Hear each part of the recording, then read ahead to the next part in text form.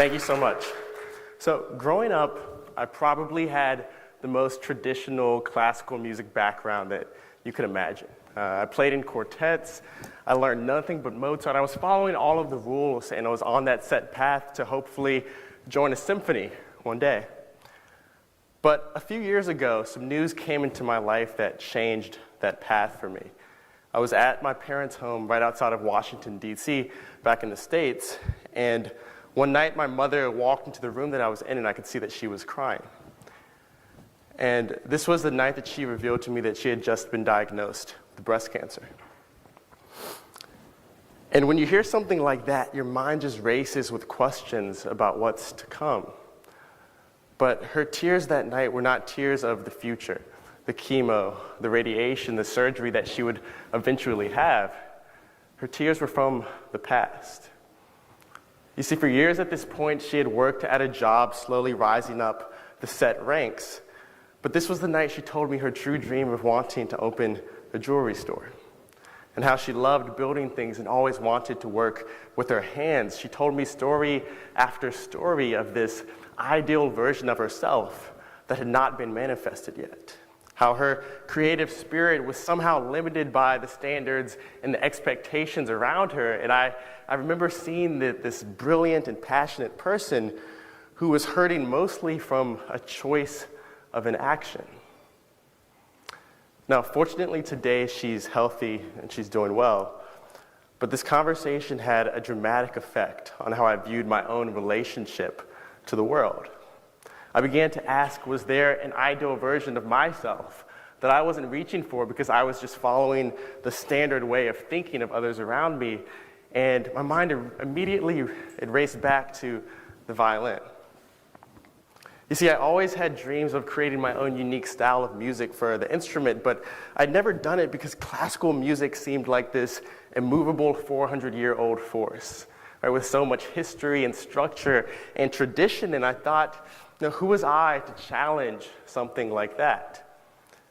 But this conversation, it moved me to start challenging those beliefs, to view the music of Mozart not as the end-all and be-all, but as one person's beautiful perspective, and that I too had the opportunity, the capacity to offer my own. And so around this time, I began to compose and share my own music, including the piece that I just performed for you.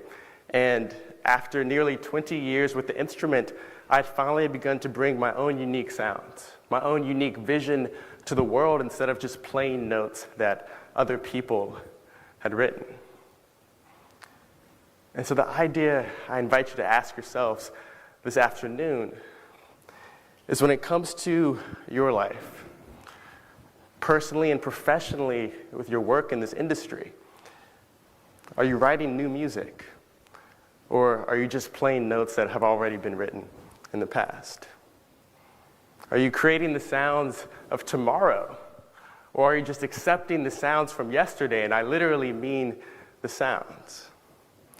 So the inner voices in your head, the spoken culture around your teams and your organization, the limiting beliefs that something cannot be changed simply because it has been the same way for years. Now, I believe that everything we interact with, from the homes we live in to the environments that we work in, that they are all malleable. And there's nothing stopping us from leaving our own unique imprint. All it takes is a simple mindset shift.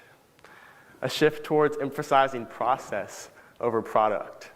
And a shift towards realizing that the creations of others are not these untouchable works of magic, but the result of a culture, a process, a mindset that we can learn from and use to create our own. And so today, I'm honored to perform for you, and I will a couple more times.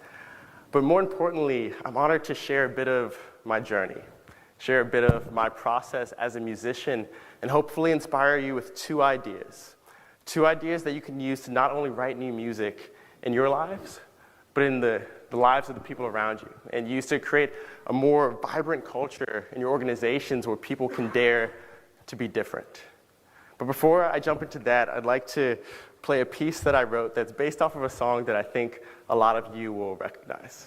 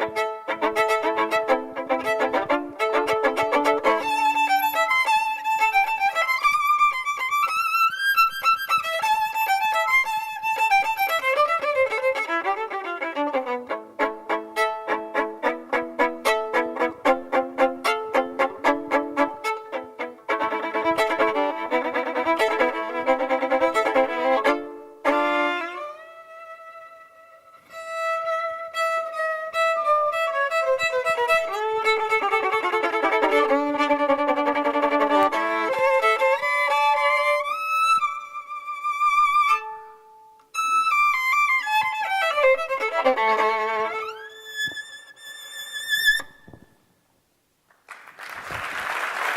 you. Thank you. By a show of hands, who recognized the theme of that piece? Smooth Criminal, right? So the most important job for me as a musician is to try to connect emotionally with my listeners, with my audience. And to do that, I'm always looking for recognizable themes, recognizable melodies that I can weave with the violin so that my listeners can relate to it. And then, I'll add my own variations and technique, but it has to start with that emotional connection. That's why I do what I do. But I didn't always have this perspective. I used to be one of those performers that would just obsess over technique. Lock myself in a practice room for 4 or 5 hours a day. And when I would go up to perform, the only things on my mind were, is my hand position correct? Am I playing every single note? And I would be so consumed by these operations that I would miss a very important point. And that is that music is about purpose. Purpose. I would spend hours preparing every single note, but at the end of a performance, it did not matter because the audience would look lifeless and unmoved. They didn't care if I hit every single note. They just wanted to feel something unique for me. The first idea I'd like to offer today is this. Is there an opportunity for you yourself to take a step past just optimizing technique in your work? To shift focus from the operational to the emotional? To define and prioritize a melody, a theme, a purpose that will guide your own performance? We can get so caught up sometimes with hitting all of the notes, right? Locking ourselves in this metaphorical practice room of checklists and day-to-day activities that we often neglect that higher vision, that resonant idea that we each have in the back of our minds as individuals. But if we can tap back into this, we often realize that our calendars are so full of things for which we cannot articulate a reason for why we are doing them. Perhaps this week here at HR Vision is an opportunity for you to check back into your why, to realign and lean into that greater internal purpose that truly drives you to do what you do. And whether it's your colleagues, your clients, maybe even your family members, the audience around you will be sure to feel a difference. Now, when I was studying classically, I took part in what was called an orchestral development program. And in the program, there were multiple ensembles that varied in skill level, from very beginner to extremely advanced, professional. And in order to progress to the next level, you had to pass a test in front of a panel that was called the jury. The jury. Now, don't confuse this with a traditional court reference. This was anything but a jury of your peers. This was a collection of the scariest, most intimidating teachers that they could find. People that just lived to see a student cry in shame with their head down. And you would go up to perform in front of the jury, and they would ask you to play one of the pre-selected excerpts of music. And as soon as you would lift your instrument to play, they would simultaneously give you these stares and pull these bright red pins out of their pocket. You see, they had the sheet music right in front of them as you were playing. And anytime a performer would deviate from what was on the written page, change one note, they would give you this crazy glare and then proceed to mark up the entire sheet as quickly as they could. And, I'm sure they had a great time doing this. I'm sure they all went out for beers and cheered to the hopes and dreams that they ruined that day or something like that. But as a performer, it created this uncomfortable feeling where I became afraid to take risks, afraid to offer anything different, afraid to try anything unique, no matter how good it might sound, because I knew with pretty much certainty that it was going to hurt me in the end. The second idea I invite you to think about today is that I truly believe that each of us are members of a jury in our lives, whether we realize it or not. that each of us has a set of performers in front of us, and they come in the form of family, friends, colleagues, employees. And these people, these performers, are playing music that we have the opportunity to either weaken or enhance. We can scold them for playing notes that aren't exactly written on the page that was set, or we can find it within ourselves, within our organizations, to help develop their own unique sounds. And our ability to do this will ultimately determine the innovative spirit of ourselves and of the people around us. And so for the performers around you, for the performers around your organizations, are people just pulling out the red pen? Or is there an opportunity to support a soloist, an improviser who has an idea that isn't exactly written on the page? I'd like to close out by performing one last piece for you. It's a piece that I composed earlier this year that's very special to me, and I'm honored to share it with you. So thank you so much for your time today.